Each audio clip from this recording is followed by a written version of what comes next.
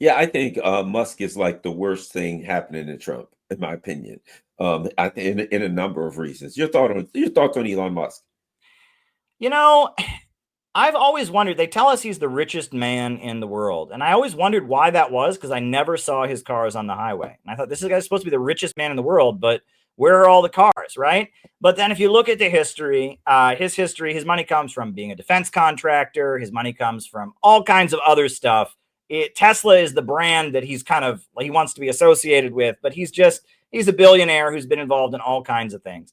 I do want to tell people, though, that there's a couple layers to this. First of all, they say he's the richest man in the world. He's not the richest man in the world. In fact, he's so poor, he has to keep his money in his own name.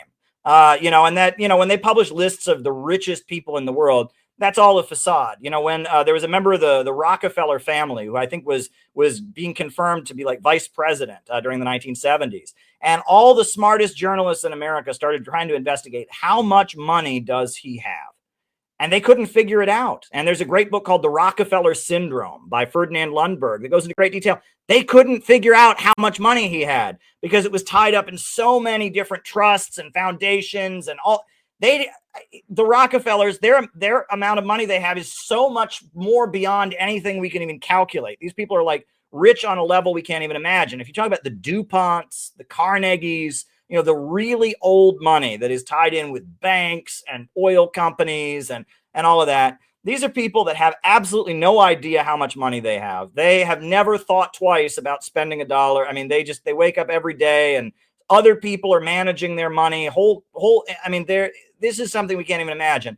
Elon Musk, on the other hand, he's somebody who's a functionary in this imperialist machine and all of this. And he very much is a public face. He's somebody who's rolled out for the public. And what Elon Musk is, if you read Ayn Rand, right? You read Atlas Shrugged or there's The Fountainhead, right? They have these characters, these self-made men, these industrialists who are innovative and don't listen to anybody and are purely selfish, but that's what Elon Musk wants you to think he is. And he has spent, a lot of money has been spent, not just by him, but by media outlets and others, to create the image of this kind of ubermensch, innovative captain of industry. He's supposed Tony to be Stark.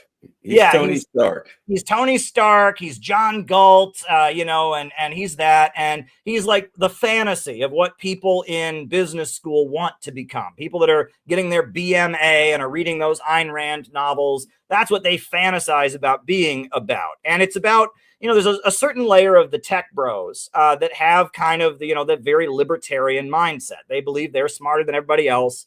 That we have a society that rewards the stupid and all of that and rewards the weak, but they're so smart and no one understands them because they're so smart, and maybe they'll die and the world won't get their greatness. It's this kind of very individualist, loner, mindset of superiority.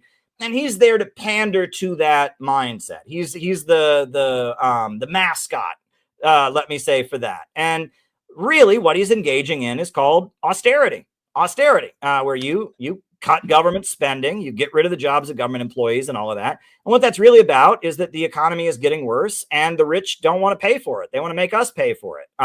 So they're cutting back. And what they're doing is they're replacing a lot of government jobs with automation.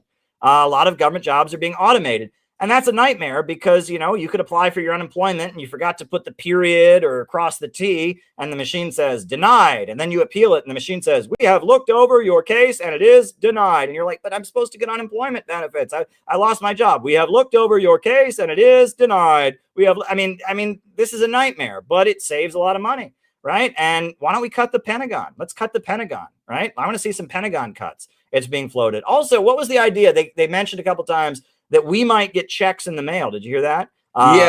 It was a percentage. The last I heard, I was reading something the other day, and it was based on how much he had saved.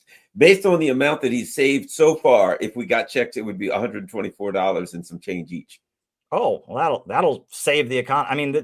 This is good thing they had to fire all of these people that were like paying for their families and had healthcare coverage and a pension. Great, good thing you fired these people. You got enough to give everybody $124.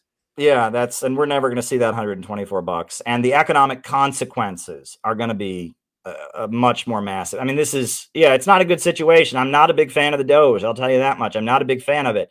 I'm certainly happy to see the FBI not harassing people the way they once did. You know, Pam Bondi says FARA is not going to be enforced the way it was. That Biden, you know, that's good. You know, the Department of Homeland Security, you know, basically the looking into peace activists and others who are, you know, as potential terrorists, that's being, you know, scaled back. I like that.